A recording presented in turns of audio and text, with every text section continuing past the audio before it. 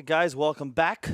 Continuing our series just in a moment between Na'Vi and Old But Gold. Na'Vi dropped the first game, now facing elimination unless they can come back. Lizard, what do they have to do? What do they have to do? I don't know. They perhaps don't pick that bounty as a carry. You said that at the end, man. Where's the new material? No, that's it. That's it. Just don't pick the bounty and you're going to win. You're golden. Navi's golden. They got this. You cast him with me for 3 days and you're already backtracking. It sounded like you loved the hero. What a great 10th pick. It crushes me in my pubs, he's saying. No. Backs off immediately. Instantly said that those supports of Old But Gold were way too much for him to handle. And in this game, they open up with the same thing. You know what? If you're Na'Vi, you see, you do the same thing. It didn't work the first time. It didn't work the first time. Now you're not going to pick the Bounty Hunter and it's going to work. Easy game. Old But Gold, however, they open up with an Oracle. Oracle hasn't been banned. However, they did ban out the Darkseer on the side of Na'Vi. Yeah, they got a little PTSD after the way that game shifted. And especially when you consider how hard they crushed him. Well, he's still CSing, but Darkseer died 4 times in the laning phase, yet somehow feels like by far the highest game impact for OBG. He died 4 times, and he had the same net worth of a Tidehunter who wasn't really dying, who was on the lane. Yeah, it's the power of... Oh, or I mean, this is it. This is basically Old But Gold. On the minor, they were called the mini Gambit. You know, like they were basically playing the same kind of Dota, like just this lineup that would circle around their mid player who gets a good time, good advantage, get those Greaves early on, few raid bans, and they start rolling out of control. I believe this is their plan too, and it's a dire Shadow Fiend. I don't watch much CIS Dota, right? Because it's just not usually in my region, and I'm asleep. But I gotta say, thinking about slot allocation, looks a bit stacked when you think about the teams in this region. Obviously, you got VP, right? So it's really one spot for Na'Vi, Old But Gold, Empire, Gambit, Pango. Yeah, not to mention anyone else that it could exist with a pub stack. There's a bunch of these teams that are pretty much on a similar, if not the same level, right? So it's definitely problematic, and any one of these teams can win and qualify. So it's a stacked region right now for sure. There's a lot of new players, new stars that are making these teams even better. You could see the Empire, how well they do with some new blood in it. So Old But Gold, however, not really the new blood. We only see the Velhor with the Young Old. He's kind of a new player. I like the balls on this pick, though. Just to open with the Shadow Fiend. Like, we see your Medusa, we raise you SF. One of the better SF Medusa counters as well. You can really punish her in the laning phase. Like that pick in response, though. Shaker, excellent against the SF because you're so apt at killing him in that mid lane. You land a block and a stun. SF usually just goes down no problem. This is what I was waiting for, however. Old But Gold, Tiny. Velhor is definitely going to play this. This is going to be your position for Tiny. And if they're like that, that's a Blizzy hero. That's a Blizzy hero for sure. That's a Blizzy hero for a year and a half now. However, a little bit more of the Tiny in the minor, he was solo carrying them. He would have boots, blink, bottle, minute 11 or so. He was just rolling out of control. I like for a while, okay, because we picked Tiny whenever it was available in complexity because like pretty much everyone could play it. Limp's the best in the world. Limp was so good. Yeah, and still is. For so long, it boggled my mind because Limp, like we're in Han, you always played for tossbacks. It was often superior because you're not just. It's like you're initiating with a Venge swap. And for so long, I didn't really see other teams in Dota playing around this concept. Velhor is a master at it. He is always looking for a stun toss back into his team, abusing positioning. And this is really pretty much Old But Gold from the minor. Every single hero that they've picked right now is completely comfort zone. Leshrac as well. They play him on every single position. And this is most likely, obviously, going to be your 1 or 3. Most likely going to be that 3. They need some team fight, though. Right now, Navi's lineup looks scary. I mean, this is a Beastmaster Medusa Venge. This has been amount of damage. Yeah, this trio has been used by every region, by every top team throughout patches dating back to, what, like 5.8.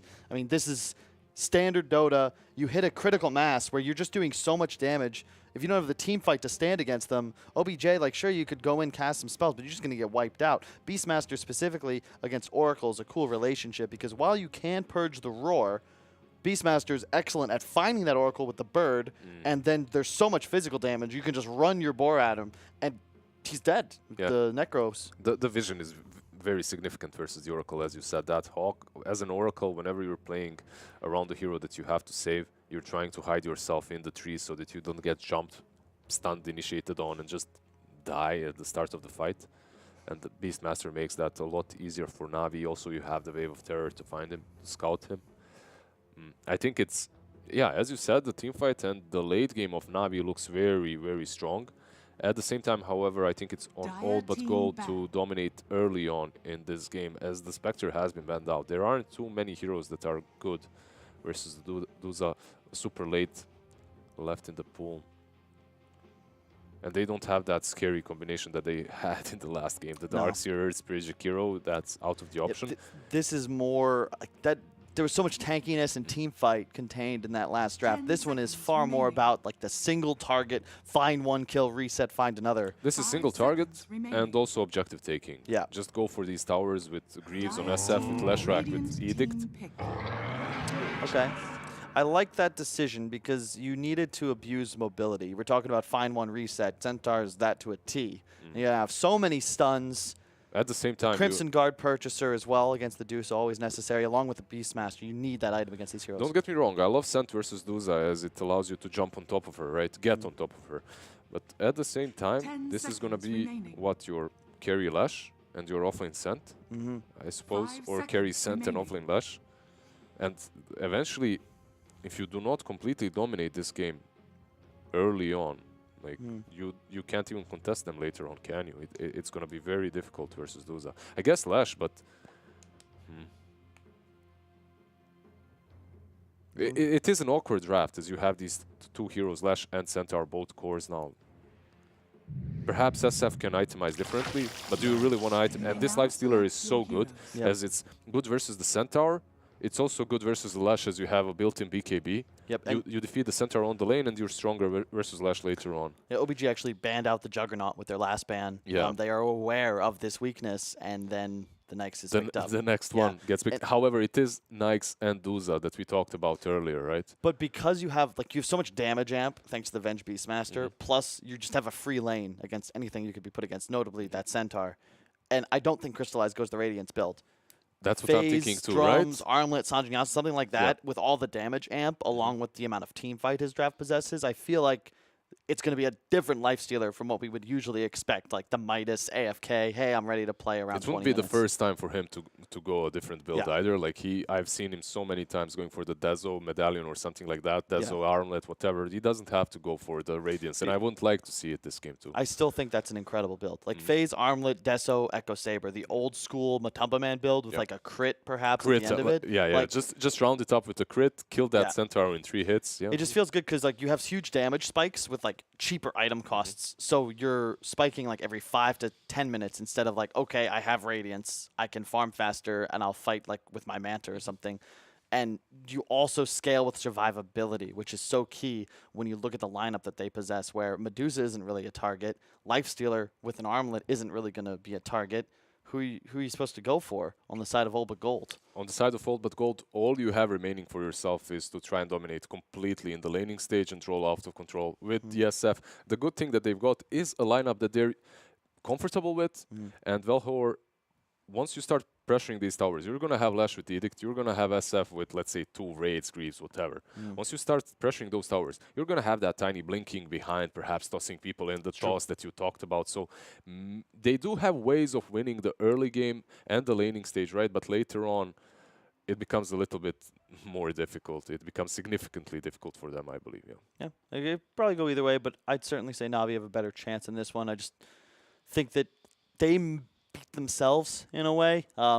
Walking out into the studio after that, you could see a couple dejected faces. Like, no matter what, I feel like pretty much any Dota fan in Ukraine is secretly at heart at least a little bit behind Navi. Because like the coolest thing about Ukraine is like, because obviously the colors are yellow and blue. I have never, there's no, and it's a bright yellow, right? It's Navi yellow. Yep. And you'll never see more people decked out in that color than you will around here in the capital, Kiev itself. We have a bit of a pause as we've come to expect.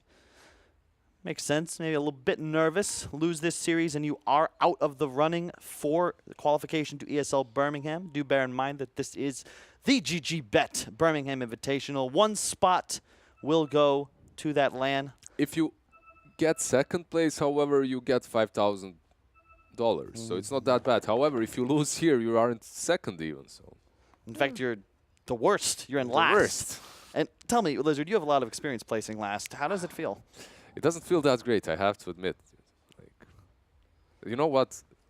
It's good to end up last sometimes. At least you qualified for something, you know. That's true. That's but this is the qualifier. They were invited to this. At least they got invited. It's true. There's that. It's like I mean, come on. When you were starting out, did you like you must have been happy a couple of times when you just get that invite, right? When you don't have to go through some open qualifiers and stuff. We got lucky because it was NA, right? That's true, though. That back then there was like no stability. It was EG and no one else. So we immediately, in difference to how it is right now. Yeah, we got probably a 3 to 6 month head start because Complexity was like our org, and we had a manager, and we had like a reputable. Like, we were professional, so it was like, would you rather get these 5 guys like Team Blue friend stack that might be different players tomorrow, or like, hey, we'd like to play, and we're reaching out to you, showing up on time, blah blah blah. Yeah. So we got a bit lucky because there were a couple of tournaments we were just absolute garbage, but. Thankfully, I think within like 3 or 4 months we were losing finals. I remember that Smash stack that ended up getting banned. Yeah. They beat us in 2 consecutive Summit finals, and I think a Canada Cup LAN finals. I think we were pretty sad. It was like 2 different 3-2 losses. Our only LAN that we actually went to in that first year was actually TI5. So at least we picked a good one to get to. I mean, getting to TI5 is still an amazing success. So that's good. Don't want to talk about what happened. You don't have to be that great. You don't have to finish. We made it and we weren't last. I call that a success. But yeah, it's going to be cool. I look forward to seeing how the rest of the season develops. We've got a packed tournament schedule. Like, it is absolutely crazy. Like, people are dropping out of tournaments because of other DPC events, and it's just way too packed at the moment. It's hard though as well. Like you're supposed to go to Mumbai to India, right? And then instantly after you're supposed to travel half across the world to get to Croatia. It is difficult. Oh, there's a fissure too. Nice from Chu. Good patience. They're probably going to be able to find Illidan here. He's going to try and get out a stun. He does get it off on 2. He might get out. The blocks from Velhor too. He should be fine. Yep. Will he though? Will he though? One more stun. That's a 0 armor Tiny. Remember, they could probably turn. Yeah, I was gonna say, just start hitting this guy, folks. Yeah, he's got nothing. No stun for 12. Yeah. At least they're gonna get bounties off of this, right? It's very hard to contest them, considering how low they are. Yeah, they will lose both on the bottom side, but that is to be expected. So 2 for 2. Crystallize is left alone right now, but I suspect Vengeful is gonna run down bottom, helping him out a little bit at least. Like the problem with this bottom lane is if Vengeful just gives him a good head start, you can leave that Nyx alone and he's going to dominate completely, and you can pretty much try lane the Lash. G going to win the block. He's going this nuke first build. I've seen a few SFs do this, especially against heroes like Dusa, where you only really lose this lane if you get crushed in the initial. Those odds, though. Look at that. Yeah. After winning the first match, the odds for the second game are 2.6 for Hold But Gold. Come on, man. Yeah. As you can see, G already gets every CS off that initial wave, so now he'll be able to score those souls, and it's very much worth that nuke first because it pays for the mangoes pay for themselves. So when you're able to CS with them, and it also allows him to not be threatened quite as much by the Chu Shaker. He doesn't want to be in a scenario where he's forced to stand on this enemy hill without the creep equilibrium in his favor. It's also the Dusa matchup. Every time you give her a good start, just those first few waves, you can't stop her any longer. Yep. It becomes significantly harder as she gets a couple of raid bans and spams the Mystic Snakes time after time. Yeah, it's a lot like Sniper OD, where it's like if you give them the Wraith Band advantage or the null advantage, you just slowly feel the lane slipping away from you. It feels like you never kill them, and they're always threatening you. But so far, but Gold, they take a slight advantage in every single lane. Bottom is just mostly because the Oracle was assisting his Centaur, whereas the Lifestealer was alone for a bit. And also Venge, just really not the greatest laner, which is why it's still questionable. Na'Vi picking it 2 games in a row to complement that Medusa. Oracle also excellent against the Lifestealer in range, especially with the Centaur, because you have so much burst now that the Lifestealer can't trade hits as effectively. Plus, if they ever try to go in with an open wounds, you can just purge that off. We're going to see an Invis Room picked up by Chu, but that's about it. Just preventing G from refilling his bottle. Velhor is rotating now around mid to kind of help out as he realized, all right, they're dual laning him. I need to do something about it. See down bottom. Gonna pop the Has rage. to be careful. BZZ here is gonna give out a lot of HP and damage. Yeah, there we go. That's the first blood. I mean, is the problem of playing Centaur OG as well on the mid lane is gonna fall to Duza. Chu being there on time, Tiny, however, not. And I mean, that was just a miscue, though. I mean, the one downside of Centaur, especially when you don't go for like that Ring of Protection or early, if you have no armor and you catch Wave of Terror, you're at -2, and there's so much physical damage then that comes out from that combination that, especially if your stun is on cooldown because you've used it offensively, you're going to go down no problem. Yeah, it's the matchup too, right? The Nyx versus Centaur, it just deals so much damage to him. It's hard to lane. However, they do get G on mid too, so 2 kills for Na'Vi. Good start for them. Yeah, and this is, again, the dire SF. I think part of the reason they were confident taking it in the first 2, because G is, especially with this bottle rush, able to consistently stack and farm these camps just above him. Very easy to accelerate on the hero. Bottom, Vanscore in some trouble, and we have a pause as the missile connects. Puppy pause. That's a cool little graphic we've got right there. Oracle does have Purge there if Crystallize starts slowing him. You can just... What do you think? Is he dead or alive? I'm going to say alive. I think alive too. Let's see. There's the Purge. Crystallize actually, yeah. And you can see Crystallize recognizing, I like this decision. You don't need boots, just buy the armor because you're going to be tanking so much damage down here in this lane. It's all about sustained damage reduction. Even the 2 points in Feast to be able to trade as efficiently as possible. Can't do much with the Centaur in his face and his Venge just still running towards that bot rune. But this is good from Na'Vi. They recognize, look, G is playing for these runes. He's going to be shoving the lane with that early bottle. So they're planting supports at both ends of the river to ensure that he is not able to control them. And that's a haste on Venge. He's going to run straight towards middle. Chu is going to recognize this as well. He's got a Fisher prepared, but... They're pressuring G so hard on this mid lane. They realize that this is the hero that's going to carry them after the laning stage, that's going to provide all the pressure that's necessary for Old but Gold to take these objectives down.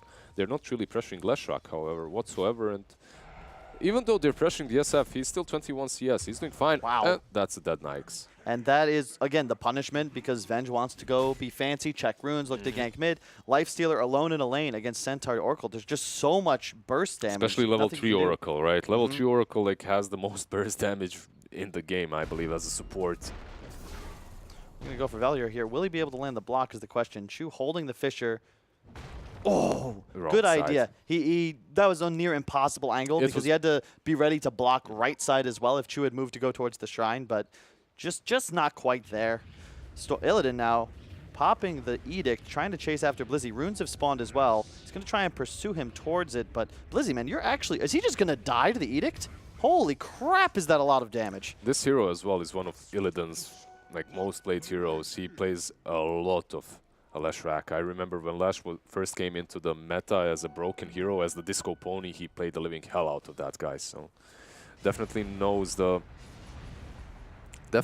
what he can do with his spells properly, knows the limits, especially after the Edict got buffed a bit. Yeah. You can run down almost anyone. Man, watching these games, there's so many heroes I want to play. I just wish I didn't live in America. You can Not change because that. of America, you can change but because that, of the Blizzy. pubs.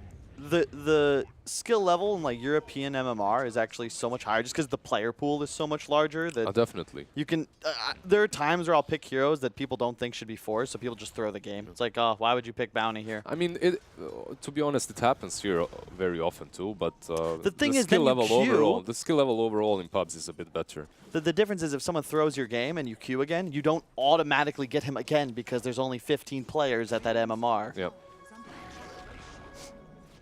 But that's a whole other topic of conversation, better suited for when we're not in the middle of this elimination series. Illidan rotating from that top lane after killing Blizzy twice, getting point that booster already. that sweet region with the point, actually a very interesting build. He's just going to rush Bloodstone. I don't mind it when you consider how far ahead he is. No build-up, no null. You usually would see a Drums and Atos, but the new perhaps. Bloodstone, is it really that worth it? I mean, Atos this game would be all right. Yeah, you can't perhaps Atos Nyx, but everyone else is susceptible to it. Look at this. Magical. being pursued. There are 2 heroes around here. This is a cool move by Illidan because he is just so strong. But look at them. They're pressuring bottom and mid at the same time. This edict from the fog. Love this play. Yeah, and Velhir sitting there with vision as well to ensure he won't be jumped on. Misha needs to use terror, but he doesn't have it, so they can't really... Oh, oh what? Team? Velhir's going to toss the Deuce away. Not bad. The stun will miss, however, but wow. SF cleans up. Yeah, nice SF comes from the creeps. Cleans up the Vengeful at least. At least Blizzy is trying to do as much as possible to alleviate the pain as they're losing the tier 1 bottom and the tier 1 mid was being attacked. Yeah, this is the strength of the Open Gold lineup. SF Lesh, like, they are XP dependent cores. When they both hit level 7, their damage output is significantly higher than pretty much every other hero in Dota. And Open Gold, they've got both of them. And especially all the heroes on Navi's lineup. Like, they don't really have this power spike in damage with levels, right? Yep, it's all about the gold. Early on. It's all about the gold. It's all about scaling better, getting these items. While gold, they have the levels and they have the damage instantly. Yeah, it's one of the reasons I do still... Lesh is obviously my favorite hero, but, you know, you get ahead, you have your arcanes, your point booster, you just run around. Anyone stands near you with Edict, whether a tower... with no one being There's Roar, though. Nice. Roar's going to push back the Oracle as well. Misha's going to chase forwards. Fisher on 2. They should be able to kill Oracle, but there's the Stampede. That will actually reduce so much damage on top of Illidan, and now G is here. They're just going to turn it around.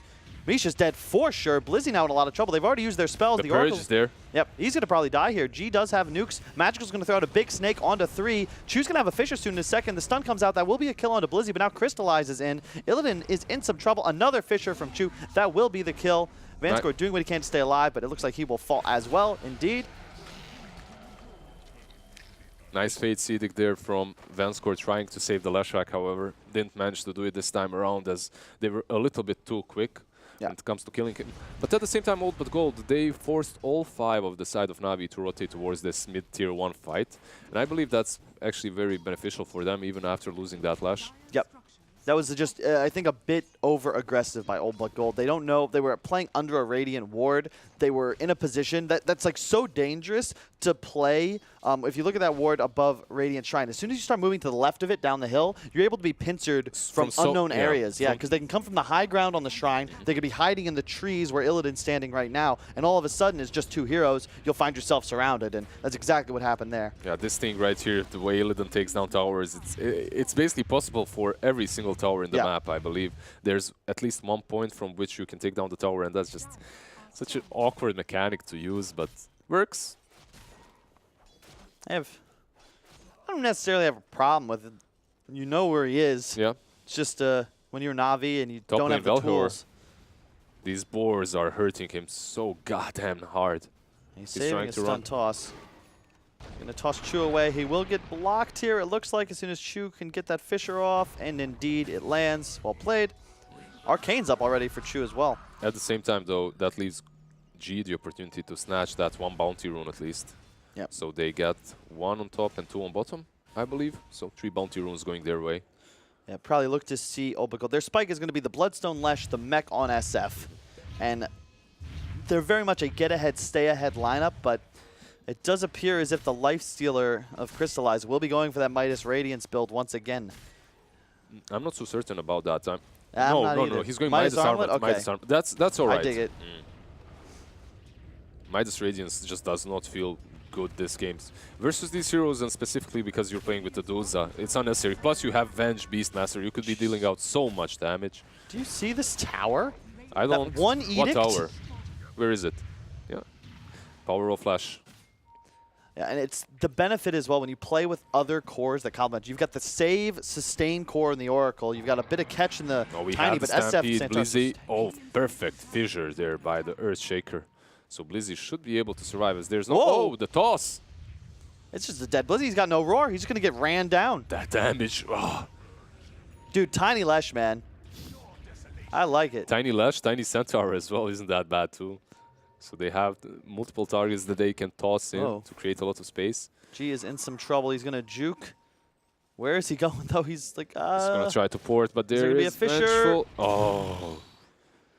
Just misses, as he wasn't really in range. God, those sorts of plays hurt. It's just a it just hurts the morale, really, because you've now rotated 4 heroes. It is 100% dead SF, and instead you know that he's teleported to safety, and he'll already be farming as you've wasted time. Okay, we're going to say goodbye to Misha here, but what I wanted to say is that those plays, it's not only the morale. Obviously, it hurts you a lot that you haven't gotten that kill, right? But I think what's really important is that you're showing 4 heroes on one side of the map, and you're not rotating, you're not creating any sort of a good plan to look 2 minutes ahead, right, where you're supposed to be, and they see you. It's so easy for them to react and catch Misha there as he's moving out of that place somewhere else. Instantly, it's not only that you don't get a kill, but most of the time, a kill goes the other way after that. Not just that, if you look at the warding now that Dire has, one on both high grounds that has now just total vision dominance in the top side, they get the kill, they get the tower, and it's not as if Na'Vi made a mistake, but you know, this is what happens, as you say, when you suddenly have 4 heroes showing in one little corner of the map.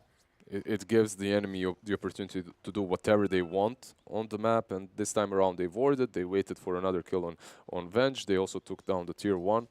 So far, all but gold, they're playing to their strengths, and they have to be doing that this game. However, as if they make a mistake or two, it's pretty similar to how the state of the game was in that last game. For Na'Vi, though, if they make a mistake or two, it can all just fall apart. You're still playing versus Nyx, you're still playing versus Duza. These heroes can scale incredibly well with the item build and with the heroes that they've got. And now Blizzy, once again, he's just not having, not just one game, second game in a row. This time around, he's playing on his hero, but Melchior, with that Blink Dagger, 13 minutes in. The tossbacks are so critical, too, because let's say there's a Venge there waiting in the wings. He'd potentially be able to swap there, turn it around. You're now taking a fight just outside the enemy base. The toss allows you to instead take him so far away from potential support, and you're now on your own high ground. You've got a massive advantage at the side of Olba Gold if you continue to make initiations happen like that. And looks like they're going to pressure down another tier 2. Look how aggro they are. 5 heroes all below the top Radiant Shrine. And considering just how strong they are so far, I can't really blame them. Yep. How easy it was for them to get all of these kills. Like Na'Vi, they have a cute lineup, but they need gold. They need gold on these heroes. They need a lot of items before they're able and ready to fight. Yeah, meanwhile, you have a Bloodstone now on the Lesh. You're going to have Greaves on the Shadow Fiend, and Lifestealer's got a Midas. This is a hell of a window here for Olba Gold. And even though it's just a 3K gold lead, as you're saying, it's not about the gold. It's that they have the ability to fight because of their experience gain. Like, they don't need any items.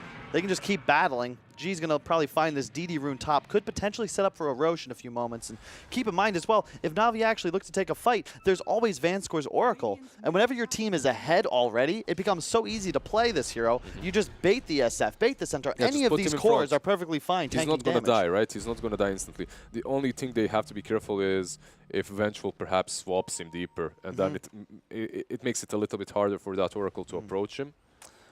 Maybe that could be the equalizer. Blink finished on Shavash. He'll need to make some serious plays happen here. I think the 4 positions for each respective side are going to be... are so crucial, right? And they have been the star players of both of these teams for such a long time. You have the tiny Velhor on one side, you have the Chuvash Shaker on the other. So far, it's been Tiny's game, completely Tiny's game. Now it kind of changes. At least we have the Blink on Shaker. I think now Na'Vi can play. But it's still... It's tough, right? It's still tough. You don't have anyone that really wants to frontline. Dusa can do it, but look at this damage up. But the swap's going to come out. Fisher as well, but the toss back onto the Dusa, and he doesn't care if he's frozen. Look at Illan, he's still doing so much damage, even while turned to stone. G's going to move in now. Hits the double nuke. That's a dead hero in Velhior. You're going to launch a huge ultimate though for 2 hits on 4, but there's just no other damage. G's going to pop the ultimate. He's still got the DD, and that's it. Dead. 4 dead. Where's Blizzy? He's not even able to get a roar off. You can't ask for more from your Earthshaker, but... Blizzy is just going to go top, try to split push. But this is the problem of this Na'Vi's lineup, specifically the Midas on the Lifestealer as well. Like, it's a good item. It's going to help him scale, but they're not going to let you scale. Yeah, none of the cores want to play Dota yet. Blizzy wants to farm. Medusa wants to farm. Midas on your Lifestealer, who can actually get dirty. All but Gold, they're perfectly fine forcing team fights, and you've got 3 cores that don't want to do anything but go shopping. This is it. They're just playing to their strengths so well, fully in their comfort zone. They have to be careful, though. The toss back, no ult on Medusa. He's in so much trouble. Right into the Centaur stun. You talked about it. Vel here on the Tiny, doing so much work. And now Illidan chasing forwards. He's going to get roared, but already takes out Magical. And look at his Vanscore, keeping him full HP, no problem. He's just tanking through it. The roar use. This is going to be a Rax. 15-5, 17 lead. Another one into the stun. And that's a dead Nyx, dead Duza. 16 minutes in, and that Rax is for sure. There's no tier 2s on top or bottom. If they wanted to, they could just stroll down to either one of these side lanes. God, this is not the finish the Na'Vi fans were hoping for. Yeah, they're just going to go bottom. All right, I mean, Duza is up, but so what? You have to be careful. The wave! Oh my god, like, it feels like we're 40 minutes into the game, the way Old But Gold is playing this right now. This is so difficult for Na'Vi to defend right now. The biggest issue is this Tiny, who's going to jump in again. Is he going to toss? All right, this time around, he doesn't get that toss.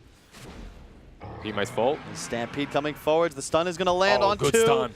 Magical is going to get cleaned up. Chu comes in with the 1 stun, but he doesn't even have the echo yet. He'll just die. Illidan is just standing there with Edict on 23 Bloodstone charges. They don't have damage. Like, who's going to do any damage on the side of Na'Vi? That's the real question. Crystallize with the Midas? Definitely not. Oh my god, not again. A double stun. More damage coming out. Na'Vi just falling apart. 17 minutes and 41 seconds in. They throw in the towel. Na'Vi have been eliminated from the GG.BET Birmingham Invitational. And Old But Gold, they'll move on to play tomorrow. What a performance, what a draft. As you said, their comfort zone, the second pick SF, and just really no mercy shown. Utterly dominated by Old But Gold. Yeah, overall, this game is just Old But Gold. As you said, it like comfort zone. They played to their strengths, and they know how to execute this draft so well. That's the thing. Like I've seen them time after time play around that midder, especially if they get another guy that can do a similar thing, such as that Leshak. I believe it's 3 things: Greaves on SF, Edict of Flash that allows them to take objectives very easily, and Velhor on that Tiny.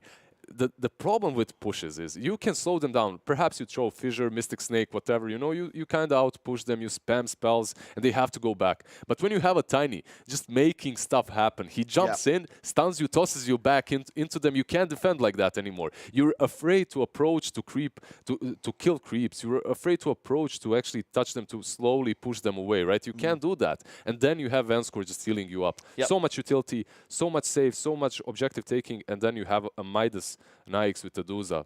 They're not going to scale ever. It's just a great draft because it's so easy for both supports to play Dota because all 3 of your cores are self-sufficient. They're tanky.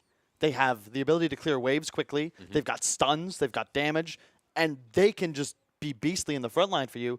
Tiny, freely, just finding kills wherever he wants. And Vanscore, he's just hanging out following his cores. It never felt like the Oracle was even threatened. He was, yeah, exactly. No one... That's also when you're in front, and they don't really have the burst.